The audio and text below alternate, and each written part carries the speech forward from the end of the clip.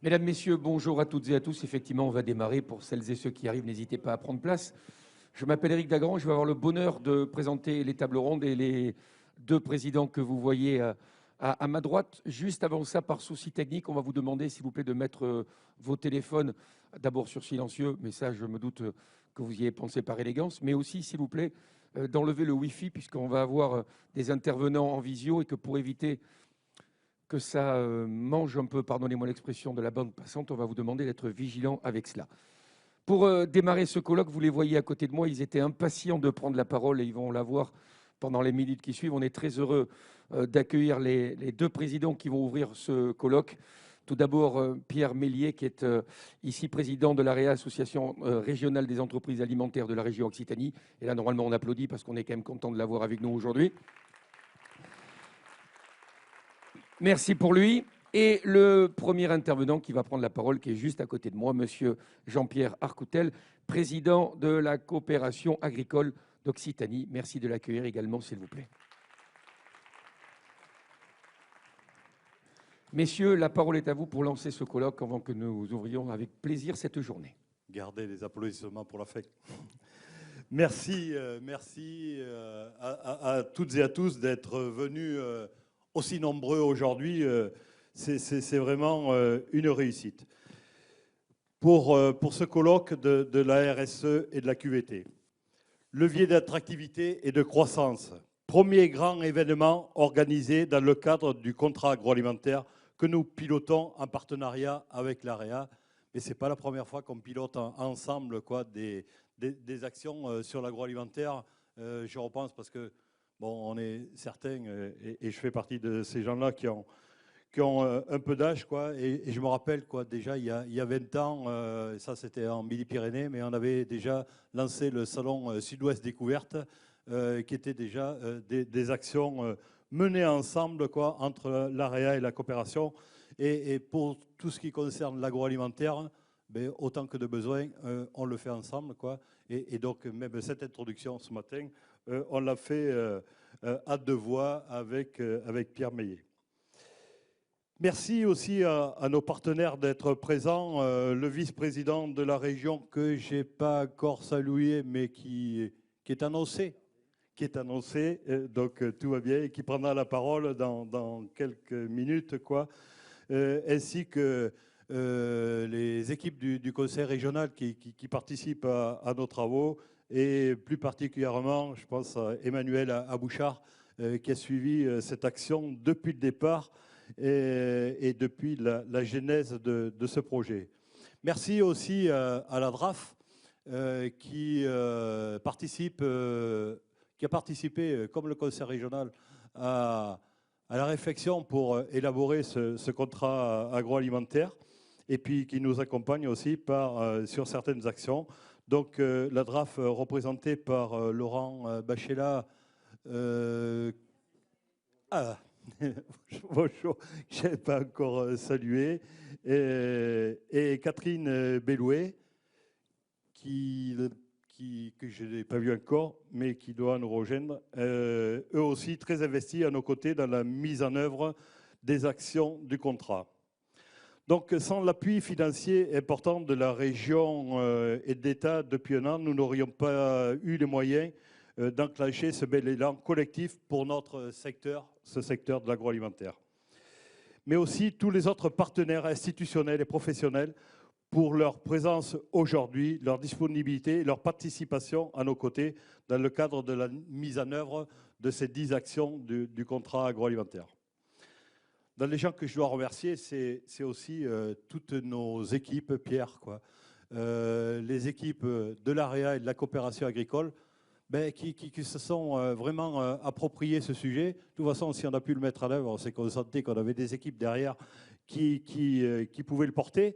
Mais en plus, ces équipes qui étaient demandeuses de mettre en œuvre ce contrat parce qu'elles le ressentaient de la part des entreprises. On sentait qu'il y avait quelque chose à mettre en œuvre. Et elles nous l'ont suscité, on l'a mis en place. Et maintenant, moi, je tiens vraiment à remercier pour tous les travaux qu'ils ont menés jusqu'à aujourd'hui, l'investissement aussi plus particulièrement pour organiser cette journée aujourd'hui, Merci à toutes et à tous. Votre précieuse contribution à tous, votre investissement assidu dans la durée nous ont permis, étape par étape, d'aboutir aujourd'hui à l'organisation de cet événement qui met en lumière 3 des 10 actions menées dans le cadre de ce contrat agroalimentaire. La RSE, la QVT et l'attractivité des métiers. Quand on parlait de participation, et c'était aussi le défi qu'on s'était donné quand on disait à la région et à l'État, les entreprises, on va les mobiliser. Aujourd'hui, 260 participants, plus de 150 entreprises qui seront présentes, soit qui sont déjà arrivées, soit qui participeront dans les différents ateliers. Le défi, on est en train de le relever et le pari, on est en train de le gagner. Donc, si je peux mettre un mot de satisfaction, c'est que depuis un an, l'agroalimentaire a sa feuille de route pour les 5 ans à venir avec un objectif. L'objectif, le grand dessein, qui a recueilli l'adhésion unanime de tous les acteurs concernés, les entreprises en premier lieu, mais aussi tous les partenaires institutionnels et organismes. Développer en Occitanie une alimentation plaisir, plus saine et plus durable, avec des entreprises créatrices de valeur sur l'ensemble du territoire. Alors, dans la période où il est difficile d'imaginer l'avenir, parce que quand on a commencé à réfléchir le contrat, on était dans des phases normales de vie, et depuis, avec les crises sanitaires, la crise sanitaire qui nous est arrivée, donc on s'est dit, quand on a lancé ce contrat, quand on était dans la réflexion, on n'était pas dans la crise sanitaire. Après, quand on a commencé à élaborer, on était dans la crise sanitaire. Là, on s'est dit, il faut vraiment qu'on se bouge pour que ce contrat aide à nos entreprises à aller plus loin. Et puis on s'aperçoit que les difficultés n'étaient pas toutes au début de la crise sanitaire, parce qu'on en voit des nouvelles aujourd'hui qui sont aussi des phénomènes induits à cette crise sanitaire. Mais on est là pour accompagner les entreprises et leur aider à relever ce défi. Donc notre contrat, c'est une feuille de route pour relever 4 défis: s'approprier un socle collectif fédérateur, donner les moyens aux entreprises de se transformer, restaurer la confiance, construire un pacte d'union régionale. Je vous remercie pour cette première partie, mais l'introduction n'est pas finie et Pierre prend la suite. Merci Jean-Pierre. On va regarder nos micros, je crois. Silence religieux. Alors, bonjour à tous à nouveau. Écoutez, alors, comme vient de le dire Jean-Pierre, donc il y a 4 défis principaux à travers ce contrat. Aujourd'hui, vous l'avez compris, c'est l'occasion de rentrer tous ensemble dans ce plan collectif, que ce contrat agroalimentaire. C'est un moment très important, et nous avons choisi effectivement de le concentrer sur 2 sujets, la RSE et la qualité de vie au travail et l'attractivité de nos entreprises et de nos métiers. Je vais y revenir. Sachez juste qu'il y a pour répondre à ces 4 défis, il y a 10 actions majeures. Donc là, je viens d'en citer 3, en fait, RSE, QVT et attractivité. Sachez qu'il y en a 7 autres. Donc il y a la formation, les nouvelles technologies, la stratégie, l'aide à la réflexion sur la stratégie pour les chefs d'entreprise, les dirigeants, la mutualisation, les filières d'approvisionnement régional, c'est un sujet assez fondamental, et puis la belle histoire, ça paraît un peu original, mais la belle histoire, notre belle histoire de l'alimentation en Occitanie. Et le dernier, une plateforme collaborative pour aider les entreprises à encore plus travailler en synergie et ensemble. Voilà, donc ça sera, j'espère, enfin nous espérons avec Jean-Pierre, aussi ces actions-là, l'occasion sans doute de reprendre rendez-vous ensemble dans les 2-3 ans qui viennent.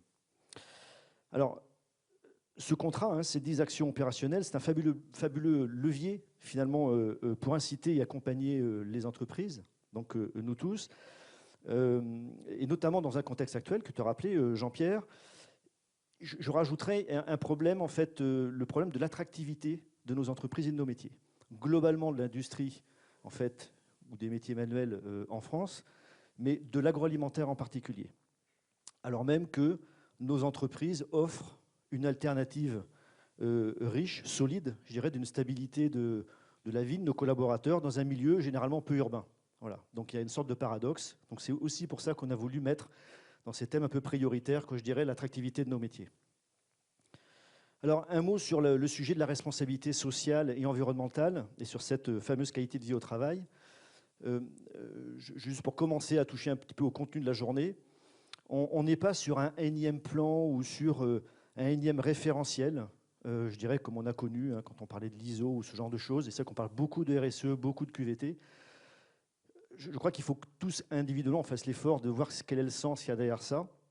Et donc c'est bien plus que ça, juste pour remettre un petit peu le contexte, hein, aussi de redonner un peu du sens à tout ça.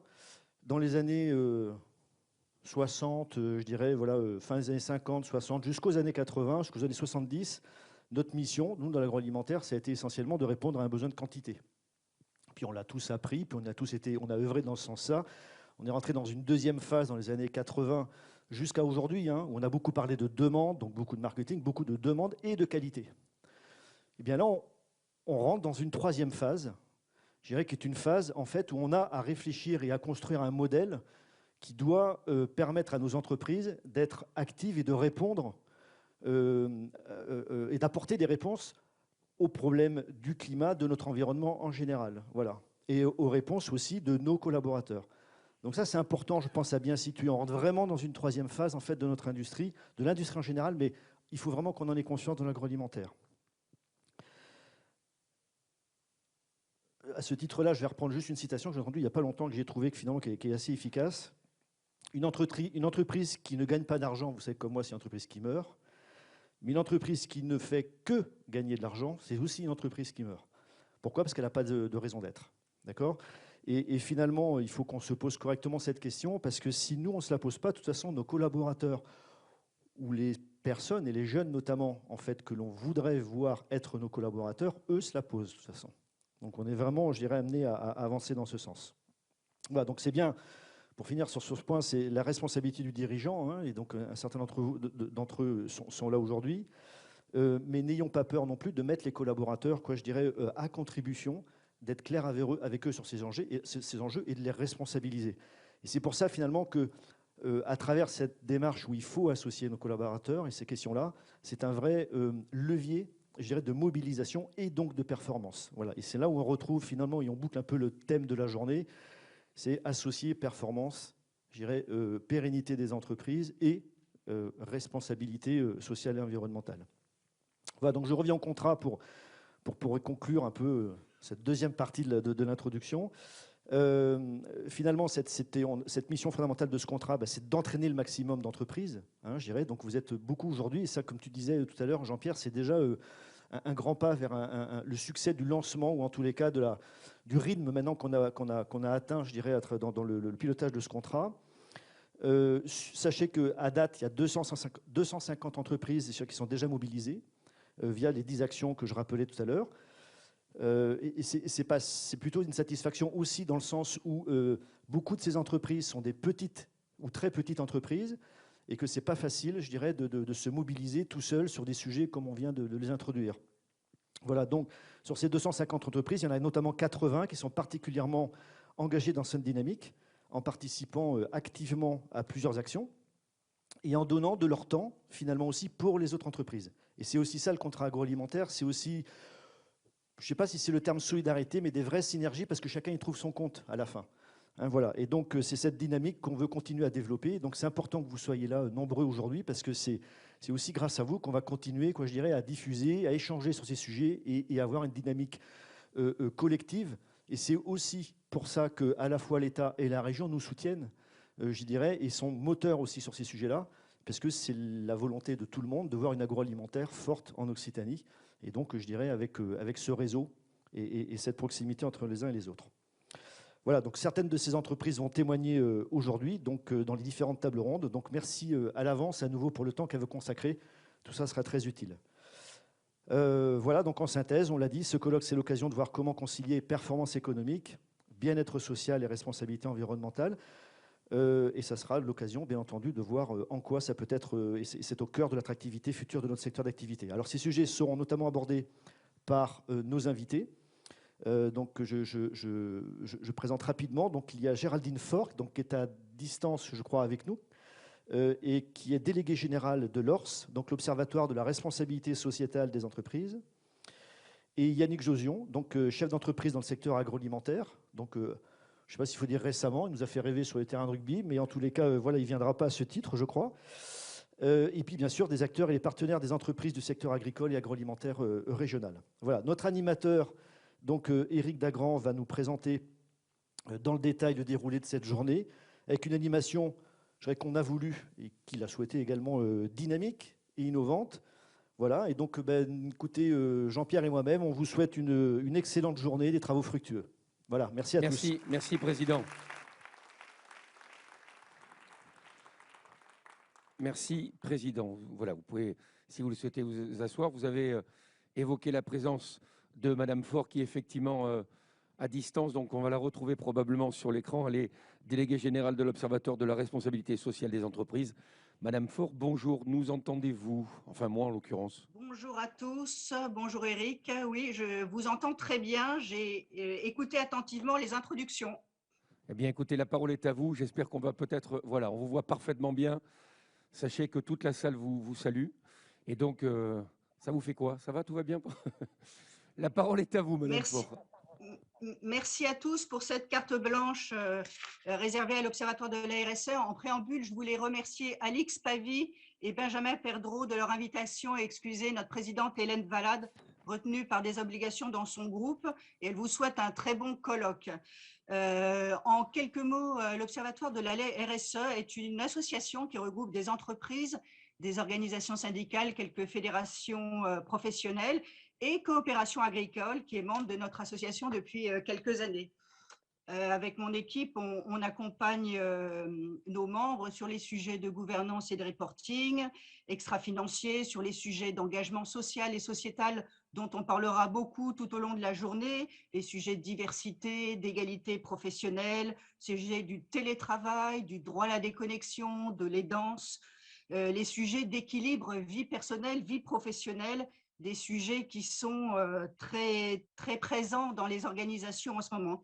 Et puis le troisième volet qu'on adresse alors sont les sujets de finances durables, le dialogue émetteur-investisseur, les sujets de taxonomie européenne, de transition juste, tous ces sujets de finances aussi très présents, très importants. On aime faire dialoguer aussi alors maintenant les directeurs RSE avec les directeurs financiers qui restent et que nous devons convaincre de s'intéresser à nos sujets de RSE. Et puis alors, je le dis à l'ensemble de la communauté des entrepreneurs présents dans cette salle, LORS produit des guides méthodologiques, des contenus qui sont disponibles en open source sur notre site internet. J'en profite pour faire une petite publicité, www.ors.org. Et ces contenus, n'hésitez pas à vous en emparer, pour vous mobiliser sur ces sujets dont on va parler toute la journée sur la responsabilité sociétale des entreprises. Alors aujourd'hui, dans ce colloque, vous avez vraiment mis l'humain au cœur de votre journée avec notamment le sujet de la qualité de vie au travail. Les épisodes sanitaires que nous venons de vivre ont été, je crois, un accélérateur dans les prises de conscience. Et pour nous, observateurs à l'ORS, la qualité de vie au travail est au cœur de vos travaux, de nos travaux. Et je veux vous donner au moins 5 bonnes raisons de vous y consacrer. Alors, la première raison, c'est que la qualité de vie au travail, la QVT, outre le fait que ce soit une obligation de négociation en France et donc de conformité au droit, pour nous, c'est vraiment la première marche de la RSE. Pourquoi? Parce que le dialogue social entre vraiment dans le cadre des démarches RSE. Ce sont des démarches de dialogue parties prenantes avec les IRP, les instances de représentation du personnel. Et les collaborateurs sont vraiment, et vous le savez plus que quiconque parce que vous êtes des entrepreneurs, ce sont les premiers ambassadeurs de votre entreprise. Ce sont des parties prenantes formidables.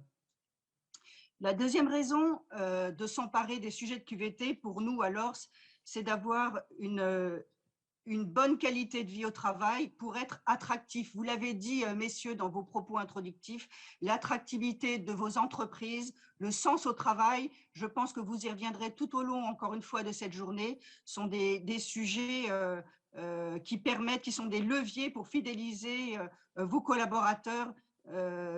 L'IFOP a réalisé au sortir du confinement une étude auprès de salariés qui soulignait que 60% des collaborateurs mettaient le bien-être au travail comme une priorité, pardon, et la quête de sens à 31%. Donc, vous voyez que là, vous avez des leviers forts auprès de vos collaborateurs. Et la troisième raison de s'intéresser à la QVT dans vos organisations, c'est le sujet de la santé des collaborateurs. La QVT place évidemment l'employeur face à des obligations de moyens et de résultats en matière de prévention des collaborateurs. Mais vraiment, il est nécessaire de se préoccuper de la santé physique et mentale de ses salariés. Là encore, pour nous, c'est la première marche de la QVT. La crise sanitaire, vous y reviendrez aussi certainement parce que cette crise a dû impacter vos activités, a bien démontré le rôle des ressources humaines, de l'humain dans vos organisations. On a bien vu qu'il fallait se préoccuper davantage et de façon différente de nos collaborateurs lorsqu'ils étaient en télétravail, qu'il a fallu aussi s'inquiéter des sujets de l'isolement de nos collaborateurs, s'intéresser aux troubles musculo-squelettiques que pouvait provoquer le télétravail, s'intéresser aussi à leur hygiène de vie et peut-être évoquer des problèmes d'addiction.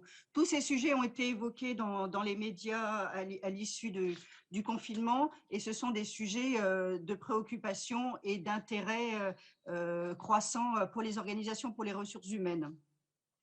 Et puis, le sujet de la santé, les sujets de santé que nous traitons à l'ORS regroupent aussi le sujet des responsabilités familiales au sens large et de la charge mentale des collaborateurs qui peut provoquer de l'épuisement. Nous, on aime bien parler à l'ORS de la parentalité à 360 degrés. C'est quoi? C'est on est parents de jeunes enfants, puis nos jeunes enfants deviennent des adolescents et on a des préoccupations, on doit gérer ces ados. Et puis nos parents vieillissent, il faut aussi gérer nos parents, puis nos beaux-parents parfois. Donc ça veut dire que tout au long du cycle de la vie du collaborateur, il faut l'accompagner. Il a besoin quelquefois d'aménagement dans l'organisation de son travail pour s'occuper de ces différentes phases de la vie. Et si vous voulez garder les talents de main, les convaincre aussi de venir dans vos organisations, il faut vraiment tenir compte de toutes ces phases de la vie pour les maintenir dans votre collectif et pour les attirer. Je vois bien alors les jeunes générations qui arrivent, sortis fraîchement de leurs études, ils sont vraiment très, très attentifs à ces sujets-là. C'est vraiment des points de vigilance qu'il faut avoir dans nos organisations. Enfin, la quatrième raison de se préoccuper de la QVT, nous semble-t-il, c'est l'enjeu de qualité de traitement. En effet, l'intérêt de la QVT, c'est de toucher, je l'ai dit tout à l'heure, les enjeux de conciliation vie privée, vie professionnelle. Donc là, il y a un enjeu d'égalité femmes-hommes, de maintien dans l'emploi, notamment pour les aidants, les seniors. Il y a un enjeu de non-discrimination dont il faut tenir compte.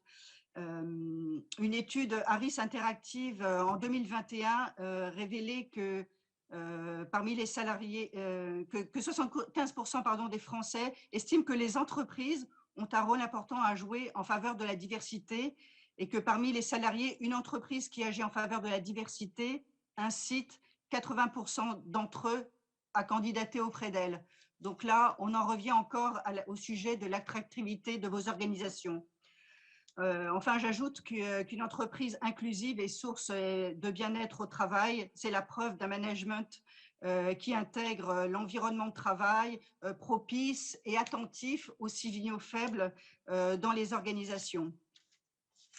Donc, je le disais, la politique de qualité de vie au travail, c'est d'une entreprise, c'est un élément de distinction de son entreprise. C'est un élément d'évaluation de sa politique sociale pour les salariés qui sont vos ambassadeurs. Enfin, je voulais évoquer, pour terminer, la 5e raison qui nous semble très importante, c'est que s'emparer des sujets de QVT, c'est faire un lien entre productivité, avec la productivité que vous évoquiez en préambule, hein. Si vos salariés sont bien, vous réduisez considérablement l'absentéisme dans vos organisations. Et là encore, c'est du bénéfice, c'est un lien gagnant-gagnant pour vos entreprises.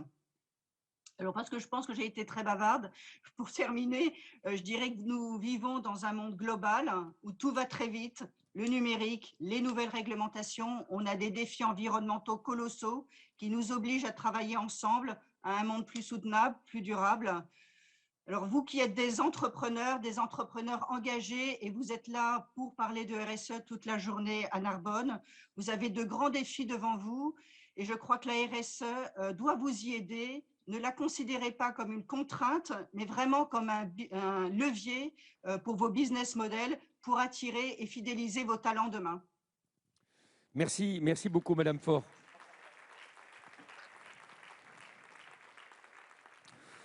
On va démarrer la première table ronde et si vous le souhaitez, vous pourrez intervenir quand vous le voulez. Madame Faure, si vous pouviez opiner du chef pour me dire que vous m'entendiez parfaitement bien. Parfait, super. Très bien. Merci, Président. Vous allez pouvoir, si vous le souhaitez, aussi vous déplacer. Et pour celles et ceux qui sont sur le côté, sachez qu'il y a encore quelques places. Donc, si vous avez envie de vous asseoir, c'est avec beaucoup de plaisir que vous pourrez le faire. Première table ronde sur l'attractivité des marchés. Et je vais inviter à venir nous rejoindre Monsieur Didier Crabos, qui est le président de l'association Pink Lady Europe et directeur de la coopérative Co-Free Doc. Nous avons le plaisir d'avoir Monsieur Christophe Novara également qui va venir, président de Villavigne et PDG de la cave coopérative Cellier des Chartreux, et Monsieur Antoine Resque-Diomandé, manager business partner et mentorship Earthworm Foundation. Voilà, j'ai bossé mon anglais pour bien dire vers de terre. Bonjour messieurs, je vous en prie. Donc, Madame Faure, vous intervenez quand vous le voulez, mais pas trop quand même, d'accord? Parfait. Bonjour, messieurs. Normalement, vous avez des micros à disposition. Je vous en prie. On ne s'est pas salué, nous, ce matin. J'en profite. Pardonnez-moi. Comment allez-vous? Tenez, je vous laisse passer le micro. Comme vous avez le masque, il n'y a pas de souci. Bim, ça, c'est un message pour vous, ça. Bim. Bonjour, messieurs. Merci d'être avec nous. On va parler donc de l'attractivité des marchés. On a à peu près une petite heure et si vous dépassez, je n'hésiterai pas à vous le mentionner. Tout d'abord, on va faire un tour de table pour préciser qui vous êtes et ce que vous faites, parce que j'ai parlé globalement de votre titre, mais peut-être qu'avec des mots qui sont les vôtres, vous allez avoir une sensibilité différente. Monsieur Crabos, bonjour. Bonjour. Vous tenez parfaitement bien le micro, c'est parfait. Regardez, on a même une belle image de vous. Elle n'est pas neuve, cette photo, hein? Non, je vous taquine. 2021. Je vous taquine. Allez, parlez-nous de vous et de votre entreprise, s'il vous plaît. Donc moi, tout d'abord, je suis directeur d'une coopérative fruitière et légumière spécialisée en pommes et en asperges et basée dans la région de Lunel. Une coopérative qui est engagée dans la démarche RSE et très bien accompagnée par COP de France. Et je salue Alix voilà, qui nous accompagne depuis 2014. On a été cobaye du premier diagnostic Élan voilà, pour les fruits et légumes. Mais ma vie a changé quand j'ai croqué dans une pomme en 1994 et avec quelques utopistes avec au volontarisme très, très actif, nous avons imaginé qu'avec cette nouvelle pomme, nous avions peut-être la possibilité de changer un petit peu le cours de l'histoire. Et c'est le début de l'aventure Pink Lady. Aujourd'hui, on parle d'entreprise à mission. Nous, on s'est donné une mission et autour de ça, on a pu constituer un écosystème voilà, qui a montré son efficacité. La mission qu'on s'est donnée dans un moment qui était particulièrement compliqué pour les producteurs. On avait un fruit qui était exceptionnel. On allait pouvoir offrir le meilleur vraiment aux consommateurs. Mais ce qu'il fallait, c'est que les producteurs en aient un juste retour et un retour durable. Et c'est autour de cette idée que s'est mis en place le réseau Pink Lady, donc, et qui se retrouve au sein de l'association Pink Lady Europe. C'est une association loi 1901. Il n'y a pas d'entreprise Pink Lady en tant que telle. Il y a un réseau. Aujourd'hui, Pink Lady Europe regroupe 3200 producteurs en France, en Italie et en Espagne. Donc, on est à la dimension européenne. Il n'y a pas de Pink Lady France. On est passé tout de suite à la dimension européenne. Ça s'est fait progressivement, mais on a abattu les frontières. Il y a 14 distributeurs agréés. Il y a 85 sites de conditionnement. Le chiffre d'affaires de la filière l'an dernier devait dépasser les 350 millions d'euros. Il y a 100 millions de consommateurs en Europe. Et ce qui est important, c'est quand on interroge les gens de la filière, on a fêté nos 25 ans, c'est qu'ils disent l'importance qu'a eu Pink Lady dans le devenir de leurs exploitations, dans leur pérennité et aujourd'hui dans l'accueil de la nouvelle génération. Donc, c'est quelque chose dont on peut être fier. On est présent dans toute la distribution, tous les types de réseaux au niveau européen. On anime chaque année, on construit la campagne avec 200 enseignes en Europe. Alors, c'est une démarche qui sert aujourd'hui pour beaucoup de références, qui donne confiance aussi pour se lancer dans des projets à dimension humaine, parce que ce n'est pas une démarche de capitaux, hein, ça s'est construit sur la volonté de changer les cours de choses. C'est surtout une fantastique aventure humaine, voilà, au niveau français, enfin, au plus près des producteurs, mais au niveau français, au niveau européen, au niveau mondial, parce qu'il y a une organisation aussi mondiale. Voilà. Très bien. Et puis, vous avez placé des fruits à l'entrée, ce qui est bravo. Placement de produits, génial. Voilà. C'était plutôt adroit. Merci d'applaudir, s'il vous plaît, le premier intervenant, Monsieur Krabos. Je vais vous proposer de... Ah ben, Monsieur Novara a le micro en main. Vous êtes président de Villavigne et PDG de la cave coopérative Cellier des Chartreux. On a également mis en exergue ce que vous faites, ou tout au moins une représentation de cela. Qu'est-ce que vous pourriez dire sur ce que vous faites ? J'espère que la photo vous plaît. Elle est peut-être un peu plus récente. Bonjour à tous. Moi, je suis avant tout vigneron dans la vallée du Rhône. Donc, ce qui est important, c'est que je suis hors cadre familial, installé en 2002, 1er avril, avec des inondations qui m'ont bien servi en septembre. C'est important de le dire, hors cadre familial. Et je me suis construit en tant qu'agriculteur en allant vendre mes produits maraîchers, de la pomme, de la poire, de la courge et du raisin de table sur le marché de Château-Renard. Et j'ai très vite compris que ce n'était pas celui qui produisait qui gagnait le plus d'argent. Et c'est quelque chose qui m'a construit et animé. Oh, voilà. Je pense que tout le monde... Non ? Oui, mais si vous les mettiez plus... Voilà, merci beaucoup. Plus près, ouais. Quelque chose qui m'a construit et animé. Et je suis depuis toujours à la recherche de valeur et de valeur ajoutée, de la redistribution de la richesse que l'on crée dans la poche de ceux qui la créent. Donc, je suis depuis 2005 président du Cellier des Chartreux, cave coopérative un peu particulière dans le département du Gard, à Pugeot. On a la particularité de commercialiser la totalité de notre récolte en conditionné, bouteilles et bag-in-box sur le secteur Trad France. Alors, je pense que tout le monde connaît, mais CHR, caviste et grossiste. On ne travaille pas avec la grande distribution, mais c'est notre histoire qui veut ça, c'est pas par opposition. Voilà. Et par ailleurs, donc président de la SAS Magali, donc qui commercialise la franchise Villavigne aujourd'hui.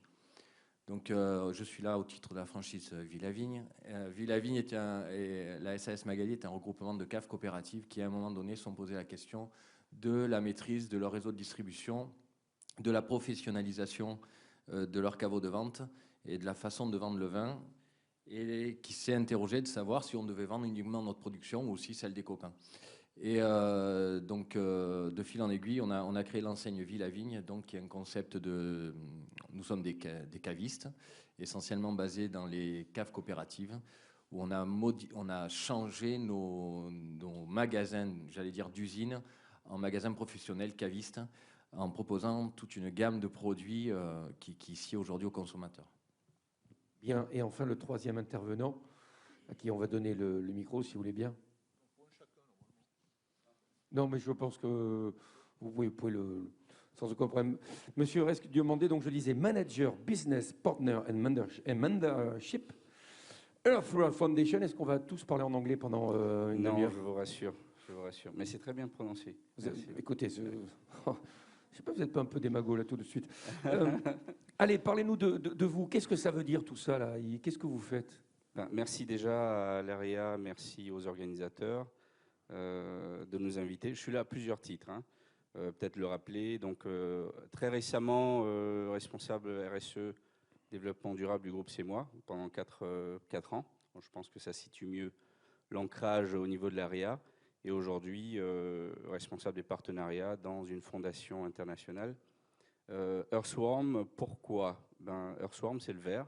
C'est cet agent de transformation très important dans les sols. Et je pense qu'on est en territoire conquis, on travaille avec des coopératives.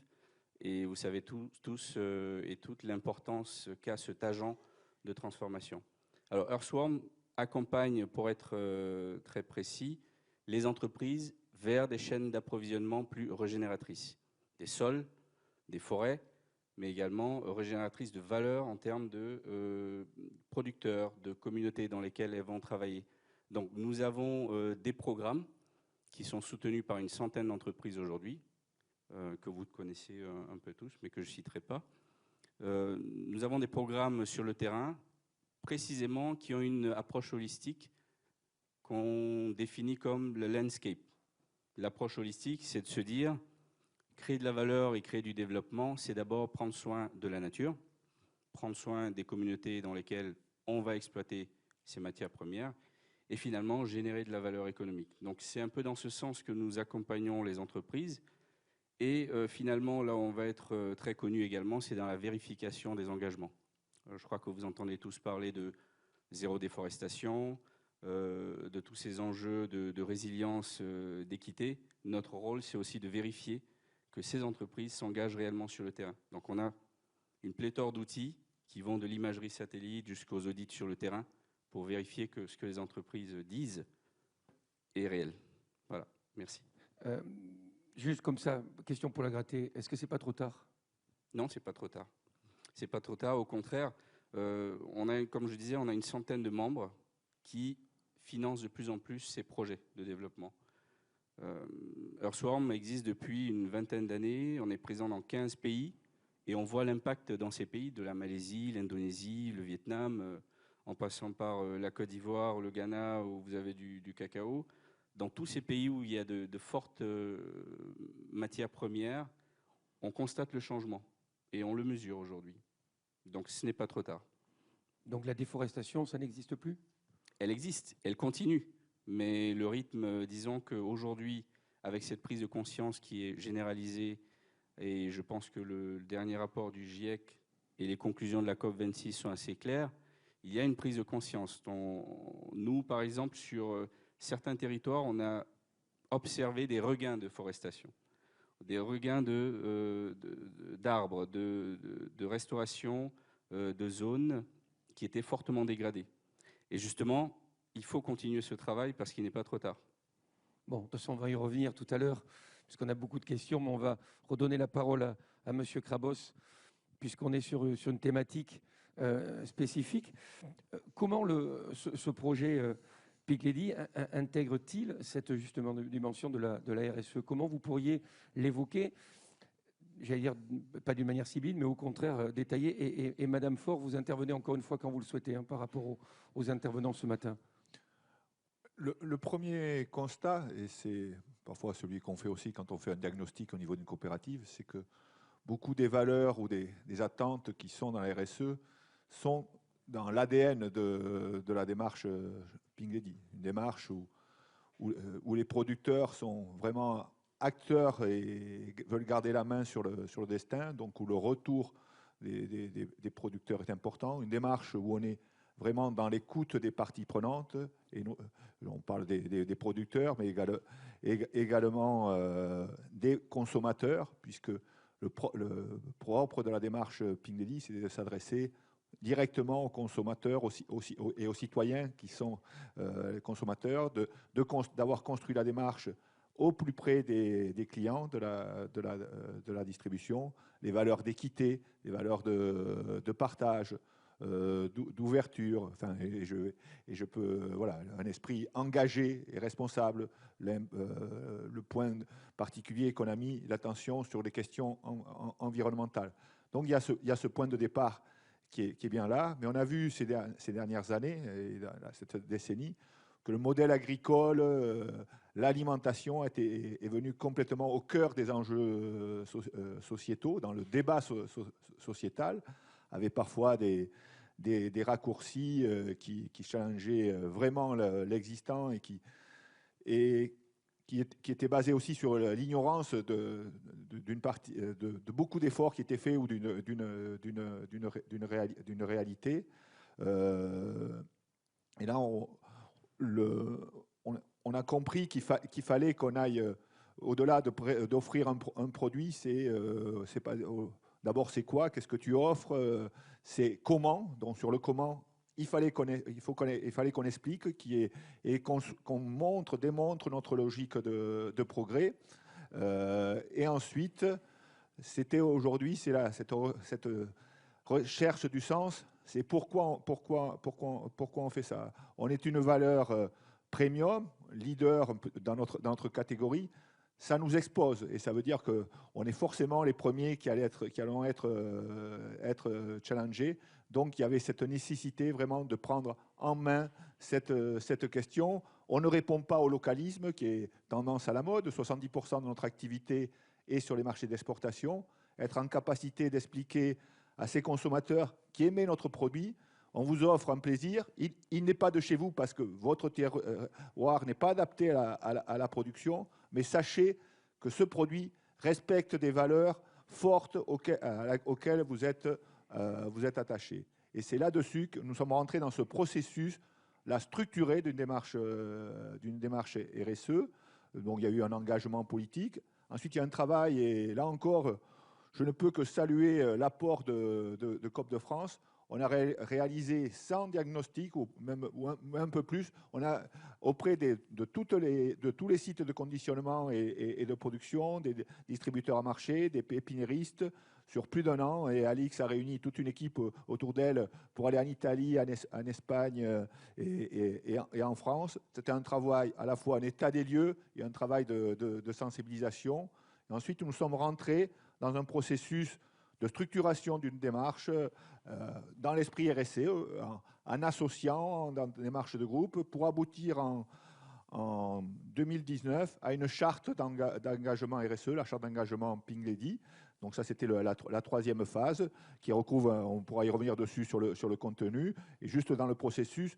Et je pense que le processus maintenant est en phase d'aboutissement parce que ce mot la RSE, c'est perçu que voilà, il y a un responsable RSE, il faut en faire, et on comprend, et c'est bon pour le management, c'est bon pour X raisons, mais on le voit aussi dans un collectif, là où c'est fort, ça devient vraiment une réalité d'entreprise, c'est quand c'est intégré. Aujourd'hui, on a travaillé sur notre projet d'entreprise ensemble, CAP 2030, et on a complètement intégré le ressenti, la démarche RSE, la philosophie RSE dans notre projet d'entreprise, là, qui va trouver son aboutissement à la prochaine Assemblée générale en décembre. C'est très bien parce qu'avec M. Novara, on aura justement le sujet sur ce qui est intrinsèquement lié, nativement lié à l'entreprise et au mode opératoire. Mais là, vous parlez du fond, et c'est très bien, mais la forme aussi est importante. C'est-à-dire que comment vous faites pour communiquer? Il faut être extrêmement pédagogique parce que dire on fait, c'est bien, mais c'est bien de faire savoir et que les gens sachent la démarche qui est la vôtre. Alors, comment on communique? Tout d'abord, il y a du fond. Du fond, c'est-à-dire des choses... C'est bien ce que j'ai dit. Le fond, des choses concrètes, mais ça veut dire mais qui changent aussi le cours des choses qui sont très, très impliquantes. Quand vous demandez à que chaque producteur qui est certifié sur son mode de production soit également certifié, évalué sur sa partie sociale, c'est le Global Gap plus GRASP sur l'ensemble des producteurs. Quand vous demandez que chaque site de conditionnement ait une évaluation sur le SMETA, c'est là aussi, c'est le social, c'est la sécurité et le droit des travailleurs. Donc ça, c'est du fond, c'est des choses qu'on met en place. La forme, c'est aussi au travers d'actions qui ont du sens, mais qui sont partagées, qui sont emblématiques. Alors, je peux en citer quelques-unes. Une action qui a été forte et qu'on a pu partager, c'est quand nous avons lancé la démarche Beeping. Beeping, c'est pour la préservation des pollinisateurs, et notamment les abeilles, qui sont vraiment les alliés des producteurs. Sans abeilles, il n'y a pas de... il n'y a pas de pommes, hein. Mais ce que nous avons fait, c'est non pas partir dans les cahiers des charges sans ceci, sans cela, ainsi de suite. Nous sommes partis dans une approche d'abord de compréhension. Nous avons travaillé avec des apiculteurs, nous avons travaillé avec l'INRA pour amener les producteurs à bien comprendre le fonctionnement de l'abeille, les besoins des abeilles et des pollinisateurs, pour arriver à une charte Beeping qui était à la fois un engagement, qui était co-signé avec les pollinisateurs, les personnes qui viennent apporter les ruches. Et ce projet, nous l'avons partagé avec les consommateurs, et dans nos réseaux sociaux, avec des mises en avant, des communications que nous amenons sur nos emballages. Un autre exemple, c'est Adopte un arbre. Nous avons permis à des consommateurs, citoyens, d'adopter un arbre. Ça veut dire que pendant 1 an, ils étaient associés, ils ont pu suivre la vie du verger, la réalité de la vie du verger au plus près du producteur, pour participer à la cueillette. Et rien qu'à Saint-Just, il y avait, début novembre, il y avait 250 personnes qui sont venues cueillir les fruits de leur arbre et surtout discuter avec le producteur. Et c'est des actions, enfin je pourrais en citer plein d'autres. Il y a des actions de progrès, par exemple le Pink Lab, où on travaille avec des startups pour des projets innovants qui vont faire franchir des marches de progrès. Bon, bien entendu, on partage cette démarche de progrès avec tout notre environnement, toutes nos parties prenantes. Monsieur Novaron, on parle d'attractivité du marché, mais forcément, le lien avec la RSE. Vous, quand on s'est parlé, d'ailleurs, je précise que tous les intervenants que vous allez voir ont été aimables, disponibles. On a pu échanger pour justement avancer sur ces différentes tables rondes. Vous dites, finalement, moi, je suis arrivé un peu, je ne comprenais pas ma présence, enfin, je ne la justifie pas. Et finalement, on s'est rendu compte, quand on a échangé, que ce qui est en train d'être dit aujourd'hui, ce qui n'est pas une révélation, mais qui a besoin d'être soutenu par toutes et tous, pour vous, intrinsèquement, et je le disais tout à l'heure, nativement, c'était dans vos fondamentaux. Oui, je suis un peu par hasard.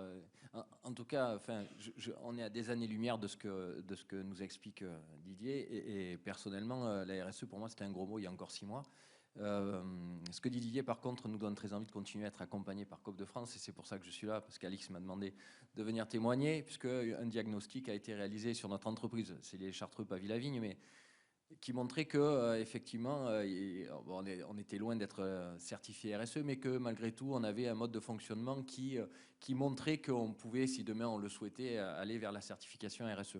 Est-ce qu'il faut aller systématiquement vers une certification pour être vertueux dans nos actions? Je ne le crois pas forcément.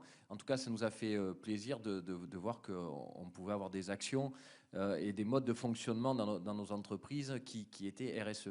Voilà. Donc, au niveau de la SAS, alors c'est vrai que la RSE, je ne connais pas bien, mais il semblerait que ça vienne de grands groupes qui, à un moment donné, ont peut-être dû à justifier de leur façon de traiter peut-être leurs collaborateurs, leur impact sur leur environnement économique, social. Voilà, on sait qu'il y a des salariés qui subissent d'énormes pressions et peut-être qu'à un moment donné, il fallait être un peu plus green dans cette façon de manager. Il se trouve qu'en CAF coopérative, on l'est déjà. En CAF coopérative, les produits sont entièrement redistribués et les résultats de l'entreprise sont entièrement redistribués, restent sur le territoire et sont utilisés sur le territoire. On travaille avec des salariés locaux. Ça ne veut pas dire qu'on ne puisse pas en faire venir d'autres. On accueille, on est très accueillant. Mais je veux dire, on a un véritable impact sur notre environnement, sur le tissu social et économique de l'endroit où on se situe. Donc, effectivement, on est RSE. La certification, en fait, c'est juste de mesurer et de voir comment on progresse, en fait, dans tous ces critères. Je vous coupe. Vous êtes ainsi par choix ou par devoir? Je suis... Ah non, je vous ai expliqué comment je me suis construit en tant qu'agriculteur en me voyant proposer de vil prix sur les produits que je travaillais toute l'année. Enfin, bon, rapidement, mais j'ai eu refusé de vendre mes raisins de table parce qu'on ne voulait pas me les payer et j'ai préféré les jeter que de les vendre pour que quelqu'un fasse de la marge sur ma production. Mais bon, j'étais jeune et fougueux, et je le suis encore, moins jeune, mais toujours aussi fougueux. Et en fait, ce que je n'admets pas, c'est que celui qui travaille ne récupère pas le fruit de son travail. Voilà. Quand on aura tué la vache, on ne boira plus son lait. C'est un peu ma philosophie. Donc en fait, l'idée, c'était d'aller chercher la valeur et de la conserver. Donc on a eu l'idée, on a eu la volonté de développer nos magasins en propre, hein, puisqu'on détient des magasins. Et pour ce faire, on a souhaité s'associer avec d'autres caves coopératives. C'est à ce titre que je suis ici aujourd'hui. On s'est associé avec d'autres caves coopératives. Nous avons choisi une cave par région viticole, une cave qui nous ressemblait dans nos valeurs, dans notre envie. Et on a développé et on développe une franchise qui s'appelle Villavigne aujourd'hui. Voilà, c'est... Je vous écoute. Non, mais... Mais alors, pardon, mais au-delà... Ben voilà. Ah, merci. De la famille, peut-être. Non, même pas. Mais non, mais c'est la sensibilité, je pense, agricole aussi. Non, mais bien évidemment. Quand vous parlez justement de ces magasins, ça veut dire que la philosophie qui est la vôtre, je disais, qui est native, est-ce que vous la sentez aussi naturelle chez celles et ceux avec qui vous collaborez, ou il y a aussi besoin de pédagogie pour dire qu'on fonctionne comme ça parce qu'on sait que c'est comme ça qu'il faut fonctionner? Non, on est 9 caves coopératives. Parmi les caves coopératives, il y a des vignerons engagés, il y a des caves qui sont certifiées RSE. Et du coup, dans notre réflexion sur notre raison d'être, notamment au sein de la SAS Magali, eh ben, toutes ces intelligences, cette intelligence collective, en fait, a amené naturellement à la RSE. On fonctionne, enfin, ça a déterminé notre mode de fonctionnement. Donc, il n'y a pas de frein. Vous n'avez pas senti chez... parce que là, j'ai l'impression que tout est beau, que tout le monde a cette même philosophie. Forcément, je suis un peu pour la gratter dans ma démarche, mais est-ce que vous n'avez pas le sentiment que chez certains, justement, ce que vous faites, naturellement, je le redis, est-ce que pour certains, ce n'est pas quelque chose qu'il faut démontrer? Est-ce qu'il n'y a pas une... Au sein de mes partenaires? Oui. Ah non, absolument pas. Absolument pas. Il y a zéro frein, en fait. C'est notre raison d'être. Une cave coopérative ou la façon dont on manage aujourd'hui notre SAS, la SAS Magali. Donc c'est le mode de gouvernance. C'est un homme, une voix, et on réfléchit ensemble sur ce qu'on veut être, comment on veut se développer, où est-ce qu'on veut aller, comment on répartit la valeur ajoutée, etc. Monsieur Resque-Diomandé, le micro va vous être aussi passé. C'était juste pour dire. On est vraiment très proche. proche. Vous dites on est loin, mais parce qu'on a le point de départ, c'est le même. C'est celui de la valeur producteur et c'est celui aussi, et le socle, c'est celui construire ensemble l'équité, ainsi de suite. C'est cette approche-là qui nous a nourris, quoi. Voilà. C'est important que vous l'entendiez. Monsieur Resque-Diomandé, quelles sont les attentes du marché et des consommateurs? Et vous qui avez l'expérience de ces mois, par exemple, est-ce que cette filière cacao peut y répondre à ces souhaits, ces démarches et donc ce qui a été dit jusqu'à présent? Je vais essayer d'être en résonance un peu avec ce qui vient d'être dit, en consonance. Déjà, sur la RSE, il faut savoir qu'elle est un peu mal lotie. Moi, j'accueille très favorablement ce type d'événement où on peut vulgariser cette notion qui existe depuis très longtemps, qui vient, comme monsieur l'a justement dit, d'une prise de conscience qui est collective. Mais là, aujourd'hui, je pense que les entreprises doivent aller au-delà du cadre réglementaire. On entend parler de certification. Les certifications, d'ailleurs, il n'y en a pas une RSE, mais elles peuvent être liées à des systèmes de management, elles peuvent être liées à des produits.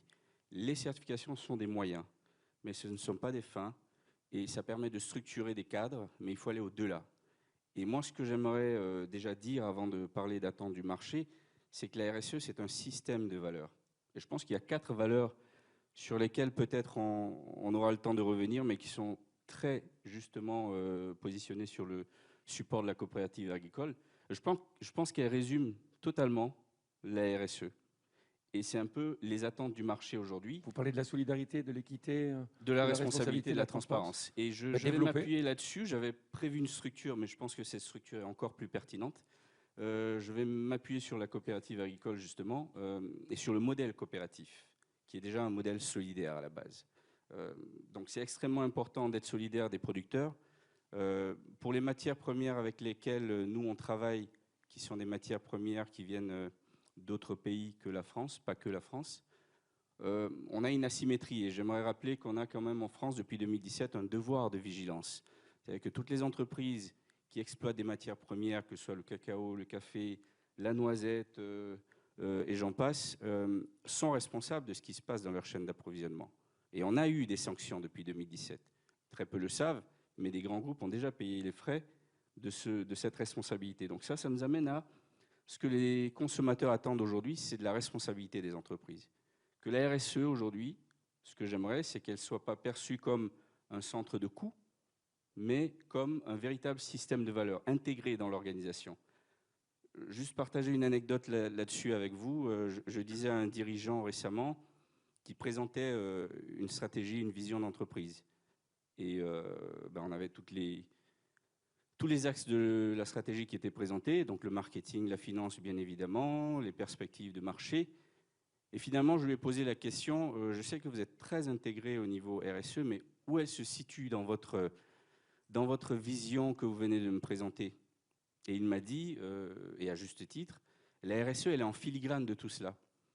Et je lui ai posé la question, mais pourquoi le marketing et la finance ne sont pas en filigrane de ce que vous me présentez? Pourquoi est-ce qu'elles apparaissent de manière visible? C'est pour rappeler que la RSE a quand même besoin d'exister en tant qu'entité, a besoin d'un maître d'orchestre, d'une équipe.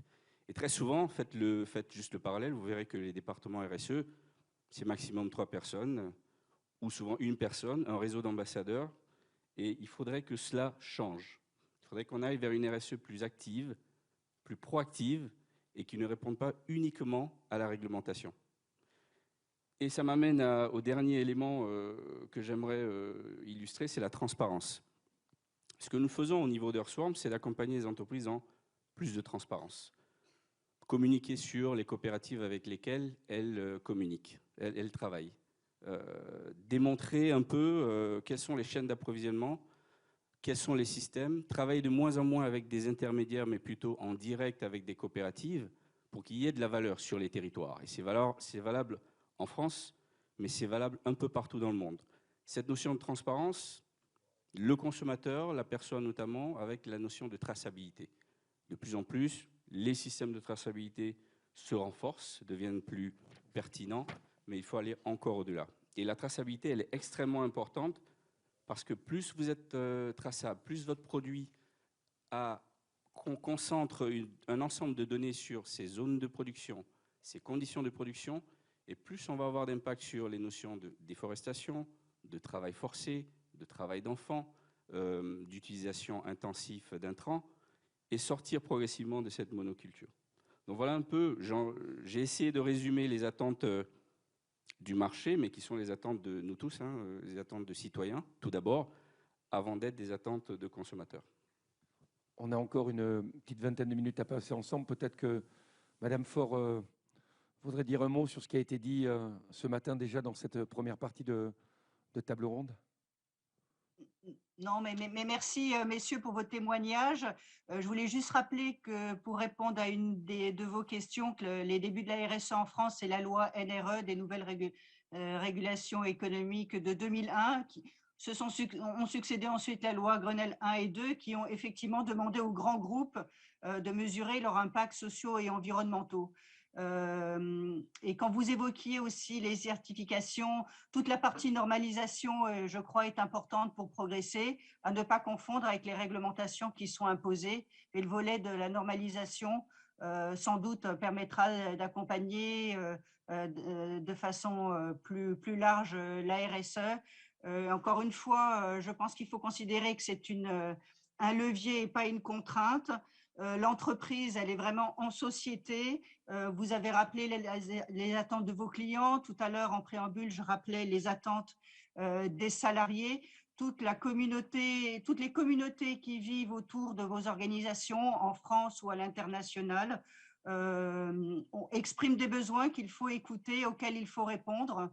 Et la RSE doit être effectivement présente dans toutes les strates de l'entreprise et portée au plus haut niveau de l'entreprise avec des discours de dirigeants convaincus, convaincants pour qu'elle rayonne partout dans vos organisations. Merci, madame. Messieurs. Et pardon, je voulais aussi rajouter qu'il n'y a pas de petites et de grandes RSE. Vous avez fait effectivement parler des grands groupes qui ont été moteurs et qui se sont engagés dans les années 2000 à publier leur premier rapport de développement durable. Moi, je vois bien alors des plus petites organisations qui commencent à avoir quelqu'un en charge de la qualité et de la RSE qui viennent sonner à ma porte en me disant est-ce qu'on peut s'autoriser à travailler avec vous, à échanger avec nos pairs pour progresser parce que on a le feu vert de nos organisations, on n'a pas beaucoup de moyens, mais on s'y met. Et je crois qu'il faut accompagner toutes ces petites organisations dans ce grand mouvement de la responsabilité sociale des entreprises. On est tous responsables, chacun à notre niveau. Bien. Monsieur Rez-Diomandé, gardez le micro. Finalement, il y a une forme de dichotomie, c'est-à-dire que si la tête pensante évoque cette philosophie, et notamment les mots que vous évoquiez, ça veut dire que, j'allais dire d'une manière, ça va ruisseler jusqu'à la base. Est-ce que c'est encore un travail de longue haleine ou est-ce que vous sentez que ça y est, on a incrémenté quelque chose qui va être bientôt, et je mets peut-être malheureusement des guillemets, naturel? En fait, c'est un peu tout le débat. Quand vous prenez même la notion de bio, la philosophie bio et le bio en tant que produit certifié, la philosophie bio, elle existe depuis très longtemps. Elle est inhérente à l'agriculture en elle-même. Ce que j'aimerais dire, c'est que on a essayé de rendre un peu artificiel le débat, mais il est là. Et la question, elle est très simple. Elle se traite de manière très simple. Si vous prenez soin de la nature, elle prendra soin de vous. Un sol en bonne santé, c'est des produits de qualité, c'est une santé pour les êtres humains qui les consomment. L'équation n'est pas aussi compliquée que cela. Et aujourd'hui, les entreprises sont conscientes de leurs responsabilités. Et je pense qu'il y a un exemple que nous avions convenu de prendre, c'est la filière cacao. C'est qu'aujourd'hui, les contraintes, les forces deviennent de plus en plus importantes. Vous avez des écosystèmes qui se mettent en place. Quand vous prenez les filières cacao, par exemple, vous avez l'Europe qui s'est emparée du débat. Donc aujourd'hui, vous avez des due diligence, donc des modes de contrôle, de vérification des engagements des entreprises qui sont en train d'être légiférés et qui vont donner lieu à potentiellement une fiscalité sur ces produits. Donc quelque part, il y a un débat qui prend une forme plus régionale, plus nationale et même internationale. Le dernier exemple en date, c'est l'initiative Frisco, qui est l'initiative française pour un cacao durable, qui existe dans d'autres pays européens déjà. Donc la Belgique, la Suisse, les Pays-Bas et l'Allemagne notamment, pour ne citer que ceux-là. Ce sont des initiatives nationales qui disent, nous, sur le cacao et les produits dérivés qui entrent sur notre marché, il faudrait qu'ils respectent certains critères. Et je rappelle juste les 3 critères que cette initiative a mis en place. C'est déjà que ce cacao ne soit pas issu de déforestation et de conversion à partir d'une date qu'on a fixée ensemble, qui est 2020. Il faudrait que ce cacao ne soit pas aussi un facteur ou un vecteur de travail forcé, de travail d'enfant. Et finalement, il faudrait qu'il rémunère justement le producteur. Vous voyez que ce débat aujourd'hui, il est national. Il est adossé à la stratégie nationale de déforestation importée de la France. Et donc, ça montre que la pression, elle augmente, elle devient de plus en plus forte. Et malheureusement, pour quelque chose qui devait être naturel, on va arriver vers un environnement plus coercitif, mais qui est salutaire, quelque part, puisqu'il va contraindre tout le monde à aller dans ce sens. Pardon, vous parliez tout à l'heure de déforestation. Est-ce qu'on communique malheureusement pas plus sur la déforestation que les bonnes nouvelles que vous évoquez, à savoir que justement on replante des arbres et que il y a une prise de conscience qui pourrait être internationale à ce niveau-là? Ah oui, c'est le message qu'on essaie de porter, c'est que je prends un exemple, la Côte d'Ivoire, elle a perdu 90% de son couvert forestier, 90% en 50 ans. Et les pertes de couverts forestiers, elles se comptent en centaines de millions d'hectares par an. Donc c'est juste vous dire que c'est un fait qui est réel, qui est mesuré aujourd'hui. Vous avez plein d'outils qui le démontrent et nous en avons pas mal. on ne communique pas suffisamment, mais derrière, il faut aussi que les pratiques soient cohérentes avec cette notion. Couper un arbre qui a 50 ans et replanter un arbre qui va mettre 50, voire 60 ans à avoir le même potentiel de captation carbone, ce n'est pas la même chose. Donc, c'est très bien de planter des arbres, mais l'agroforesterie, ce n'est pas réinventer la forêt. C'est déjà aller vers des agricultures qui associent la reforestation de manière quasi systématique avec des modèles que les agronomes connaissent très bien. Donc il y a aussi cet enjeu, c'est qu'il faut planter des arbres, il faut les planter où il faut les planter d'ailleurs. Je pense qu'en France, on en a peut-être moins besoin que dans certains pays ou certaines zones comme l'Amazonie qui sont en train d'être totalement déforestées. Donc il y a une cohérence des actions et c'est là-dessus qu'on va accompagner les entreprises. Il n'y a jamais eu autant de forêts en France qu'aujourd'hui, donc et heureusement. C'est un bon modèle. On va parler des abeilles, puisque finalement, il y a une digression sur le sujet, mais c'est aussi très intéressant. Quand on parle des arbres, il y a aussi les vergers. Et le verger de pommier, il a perdu 10% de sa surface en 10 ans. Et donc, il a un très bon bilan carbone, mais ça veut dire que derrière, il faut se soucier aussi de la durabilité de nos productions, du mode de production, mais aussi de la durabilité économique. Et c'est un des très gros enjeux. Et, voilà. Donc vous êtes aussi responsable, je veux dire, dans la communication pour justement sensibiliser? Oui, on est responsable. Aujourd'hui, vous avez dit comment on communique, mais on a passé des années, on a communiqué sur le produit. Pardon, je ne vous ai pas demandé comment, je vous dis, ne faut-il pas? Oui, il faut communiquer. Et aujourd'hui, on a évolué vers une communication. Il y a une communication produit, mais on communique beaucoup, ce qu'on appelle la communication corporate, sur le sens des choses, ce qui est fait, des enjeux, ainsi de suite. Et aujourd'hui, ça devient le cœur de la communication.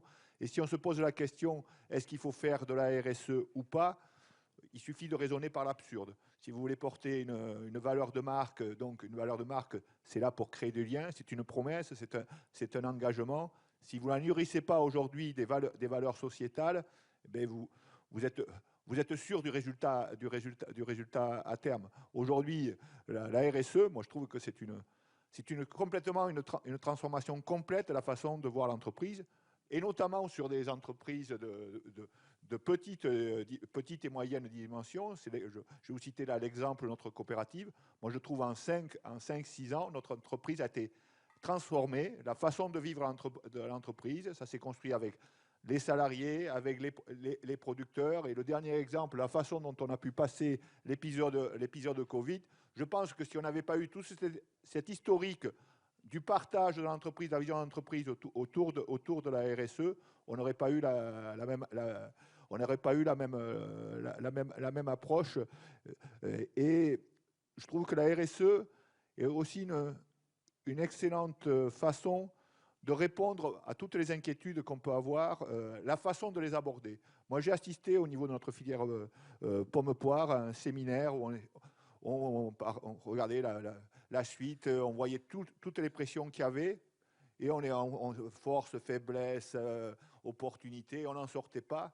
Puis on a dit, il faut qu'on sorte de ça. Et on a fait un exercice de mise à l'abîme. Et je pense que ça peut aider à chacun. Si je sors un peu du sujet, mais on a dit, imaginez que dans 10 ans, votre filière a disparu. Qu'est-ce qui s'est passé? Et on a vu, et on s'est aperçu, et en faisant cet exercice qui est très déstabilisant, et on a vu que c'était possible.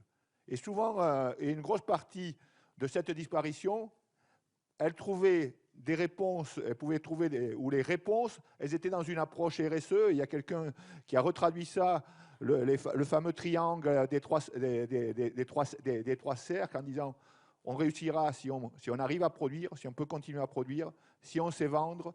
Et l'aspect sociétal, ça a été et si on plaît, voilà, si on plaît, c'est-à-dire si le rapport à la société il est positif. Et je pense que c'est une approche qui nous challenge tous. Monsieur Novara, il nous reste quelques minutes pour vous trois. Il y a quand même des raisons d'être optimiste. Enfin, parce que la philosophie qui est mise en place aujourd'hui ne peut qu'amener d'abord que des résultats, ce qui veut dire que ça veut dire probant. Et pour ceux qui pourraient être encore réfractaires, montrer par la réalité des chiffres, et quand je dis chiffres, je ne parle pas forcément d'une logique économique, qu'on est dans la bonne direction. Rassurez-moi tous les trois. Ou rassurez-nous. Moi, je suis un optimiste né, donc la crise Covid a été un révélateur, je pense, pour chacune des entreprises de voir le lien qu'on avait avec nos collaborateurs et le lien aussi qu'on avait avec nos clients et les producteurs. Nous, on avait fermé comme les préconisations gouvernementales, on a fermé notre boutique même si on était considéré comme de l'alimentaire. Et puis quand on a vu la façon dont on pouvait protéger nos salariés, on a réouvert. Mais c'est les clients qui nous ont remercié d'avoir réouvert. On est des commerces de proximité, on est ancré sur le territoire, la production elle est sur le territoire. Et nos clients sont sur le territoire. Et je crois que nous, on a la chance d'avoir très peu souffert dans notre entreprise de la crise Covid, puisqu'on a travaillé beaucoup avec nos cavistes. Et c'était le sentiment général en fait, des cavistes qui ont beaucoup fonctionné.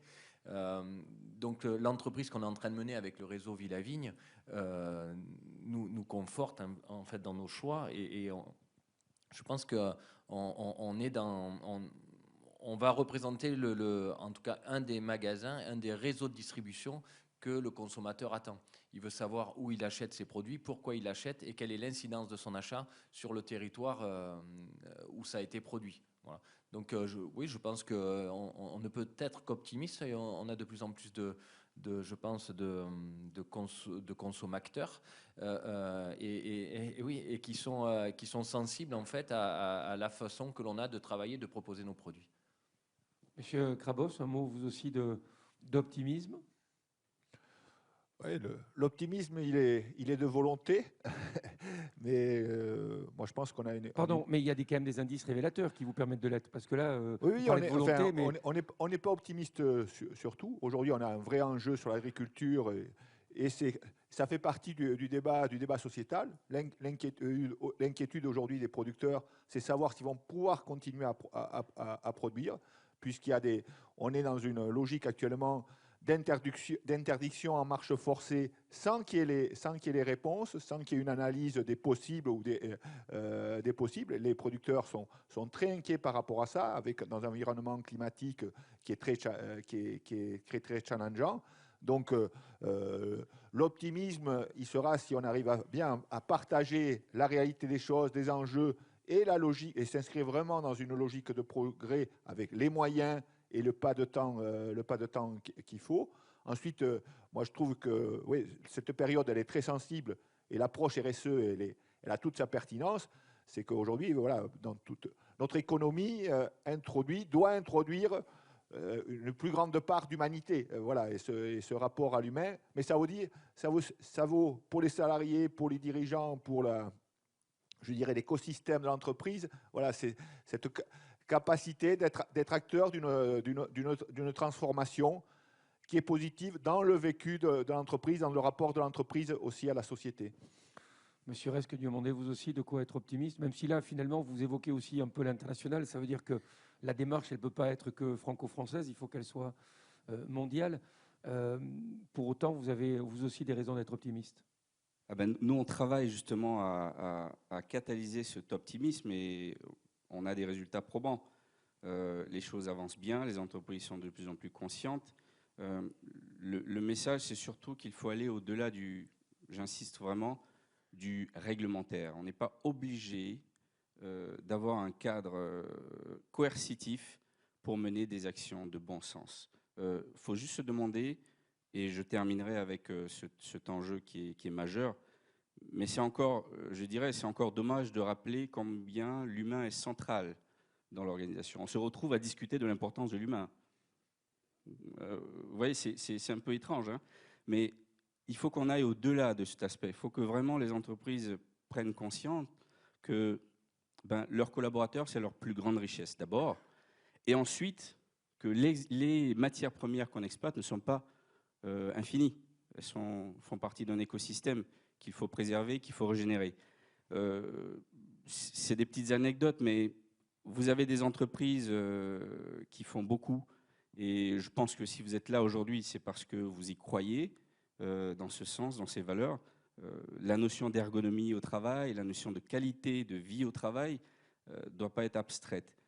Ça doit pas être, on ne doit pas demander, par exemple, c'est un exemple, mais une souris ergonomique pour éviter des tendinites. On ne doit pas attendre d'avoir une maladie pour justement réagir. Il faut qu'on puisse travailler à ce confort. Et je terminerai, Pierre avait Pierre Méliès avait donné une très belle citation. Il y en a une autre elle est en anglais, mais il fallait que je termine comme Amérique, hein, en anglais. Bien compris, Google Translate, on y va. Donc, c'est une citation d'un industriel qui disait to win in a marketplace, you must first win in your workplace. Et je pense que c'est une bonne conclusion pour ma part. Merci, messieurs, bravo. Mais on va vous applaudir tous les trois. Attendez. Restez avec nous, juste restez avec nous, parce que je voudrais donner la parole à Madame Faure pour conclure cette première table ronde, puisqu'elle est aimablement restée avec nous. Et comme je le disais tout à l'heure, quand on a fait les répétitions, elle est en direct depuis Hawaï. Voilà pourquoi elle n'est pas avec nous. Non, merci Eric. Rien à rajouter de ces témoignages très inspirants que j'ai écouté avec beaucoup d'attention. Effectivement, l'humain, je le disais en début de session, est notre capital précieux, notre capital humain qu'il faut chérir dans l'entreprise. On a parlé du dialogue partie prenante qui nous tient à cœur, alors ce qui est très important. Vous avez parlé d'aller au-delà du réglementaire, évidemment que je suis d'accord. Et puis, je le répète, soyez tous convaincus, quelle que soit la taille de vos organisations, que c'est important, que vous avez les rechercher des investisseurs pour vos organisations, que les investisseurs vont aussi regarder ce que vous faites en matière de RSE. Donc, et puis, n'hésitez pas non plus à vous inspirer de nos documents sur notre site internet de l'ORS qui sont disponibles et accessibles en open source. En tout cas, je vous souhaite une très belle journée et des belles tables rondes d'aussi belle qualité que celle de ce matin. Merci beaucoup, voilà, merci Madame Faure. Je suis à Paris et pas à Hawaï, mon cher Eric. Merci Monsieur Krabos, merci Monsieur Novara, merci Monsieur Resque Dieumonté de votre intervention. Et avant la pause, on va avoir le plaisir d'accueillir le vice-président délégué à la souveraineté alimentaire, viticulture et montagne pour la région Occitanie. Mesdames, Messieurs, merci d'accueillir celui qui a un micro qui va être mis à sa disposition, probablement à votre gauche. Merci d'accueillir Monsieur Jean-Louis Casaubon, s'il vous plaît.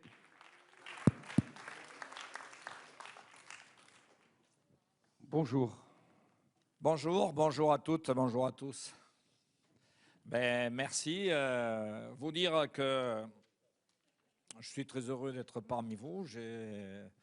J'avais quelques soucis d'agenda, mais il fallait absolument que je sois présent. Alors, tout d'abord, je veux vous féliciter pour les débats que vous avez, bien entendu, mais aussi la région. Moi, je veux féliciter les entreprises de l'agroalimentaire, que ce soit l'AREA ou la coopération agricole, pour la bonne raison, et puis aussi également les acteurs de la formation et de l'emploi. Lorsque le contrat filière agroalimentaire a été élaboré, j'étais présent un premier jour, il y avait Jean-Pierre Arcoutel était là, et puis les autres, Pierre Méliès aussi. Donc, vous avez parlé de raconter la belle histoire de la région. En fait, ça c'était un peu le fil conducteur de votre contrat de filière. Ce que je veux vous dire, c'est que cette dynamique du contrat agroalimentaire, on essaie au niveau de la région de l'appliquer un peu à tous les secteurs, qu'il s'agisse de la forêt, de la vigne. On est en train de bâtir des contrats de filière. Vous avez peut-être été les précurseurs ou dans les tout premiers à réfléchir de cette manière, à se projeter sur le long terme.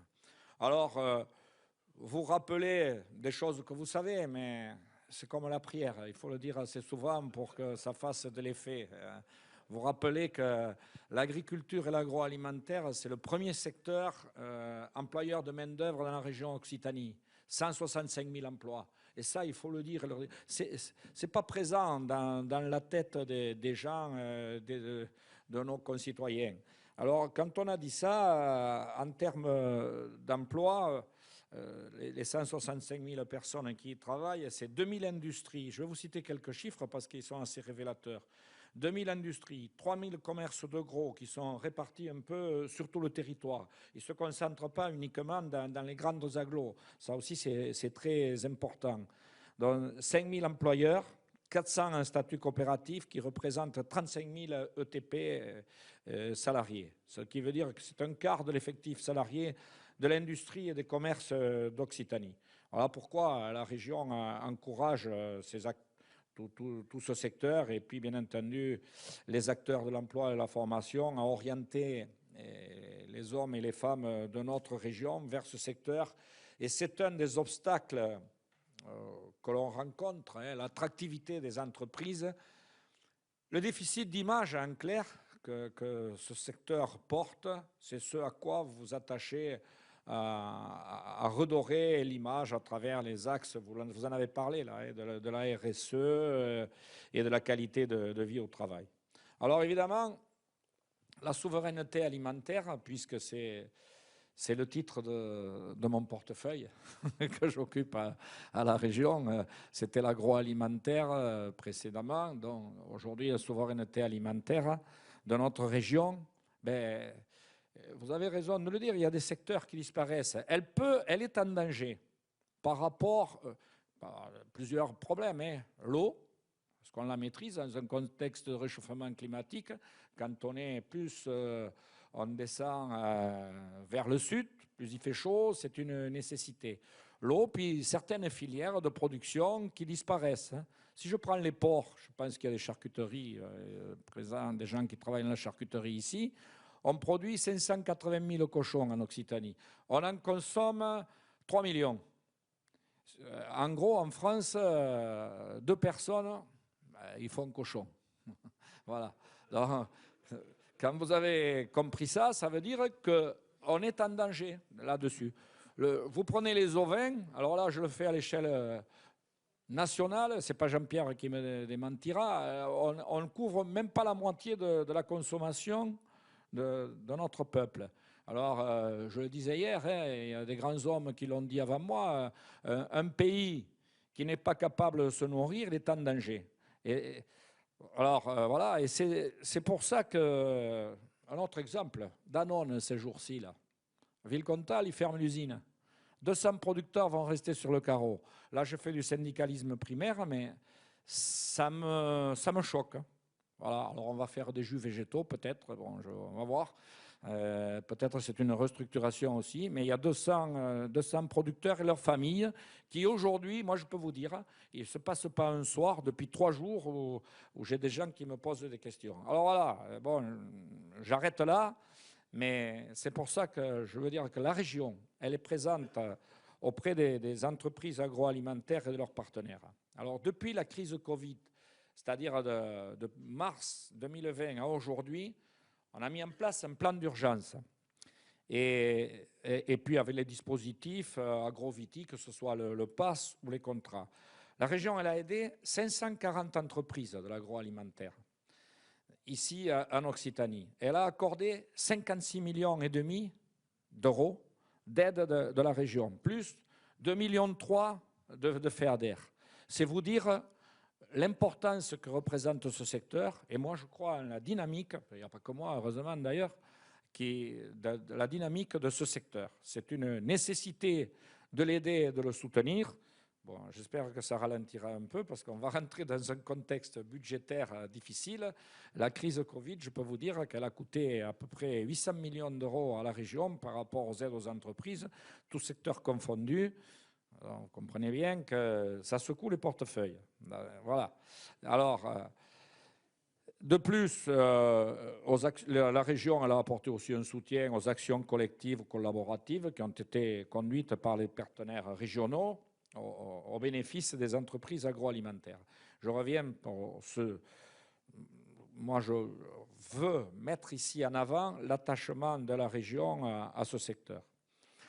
Alors, le contrat agroalimentaire, sans doute vous en avez parlé, ou vous allez en parler, les uns et les autres ici, il représente une opportunité d'entraînement dans les problématiques que vous venez de soulever au cours de la table ronde qui vient de se dérouler. L'engagement que vous avez pris là, de conduire 10 actions collectives dans les 2 ans qui suivaient le contrat, mobiliser 700 à 800 entreprises de ce secteur, Alors, je ne sais pas où vous en êtes, mais plus vous arriverez à mobiliser d'entreprises, je crois, plus la réussite sera au rendez-vous pour remplir les conditions et le cap politique que nous nous étions fixés au travers du pacte vert, c'est-à-dire un pacte entre les producteurs et les consommateurs. Voilà, alors bon, bien sûr, moi, ce que je peux vous dire, vous féliciter, hein, que ce soit l'AREA ou la coopération agricole. Et plus on sera d'acteurs à se mobiliser autour de ce projet, je crois que la réussite sera au rendez-vous. En clair, je ne veux pas allonger, mais ce que je peux vous dire, c'est que le message de la région, et qui est aussi le mien, bien entendu, c'est que je pense que ce secteur a un avenir. Rendez-vous compte qu'en 2050, c'est un peu loin, mais enfin, il faut le dire, c'est 75 millions de bouches qu'il faudra nourrir 3 fois par jour. Donc, si on n'a pas les entreprises de l'agroalimentaire pour valoriser ces produits, alors la souveraineté alimentaire, c'est une chose, mais aussi pour créer la valeur, ce qu'on appelle valeur ajoutée, ce sont vos entreprises qui le créent. Je rejoins ce que vous disiez, j'avais un peu le même sentiment que vous, moi je produis du lait. Et je trouvais qu'on me payait très mal le lait. Ça continue d'ailleurs, je vous le cite. Et alors c'est pour ça que je me suis mis à le transformer, à la porter de la valeur. Un litre de lait de brebis qui rentre dans une laiterie aujourd'hui, il a une valeur. S'il sort en Roquefort, il en a une autre. Alors moi je me suis mis à fabriquer des yaourts. Pas Danone, mais voilà. C'est pour aller chercher cette valeur. Et les entreprises de l'agroalimentaire, c'est ça. C'est valoriser, bien entendu, si vous pouvez valoriser les productions locales, si elles existent, c'est tant mieux. Et c'est ce qu'on tend à faire, c'est-à-dire amener, et on a quand même ce qu'il faut ici, 250 produits sous signe officiel de qualité, AOP, IGP et autres. Alors bien sûr, on a toute la partie liquide quand on est dans ce côté de la région, Languedoc-Roussillon, avec les vins, mais il y a aussi les salaisons, les viandes, bœuf, agneau, on a tout ça. Je crois qu'on a des outils avec la diversité des terroirs qui constituent le territoire d'Occitanie. C'est un atout que l'on doit valoriser. Ce sont vos entreprises qui doivent le valoriser. Ce que je peux vous dire, c'est que la région continuera à vous soutenir dans les années qui viennent. Voilà. Merci. Merci, Monsieur Cazobon.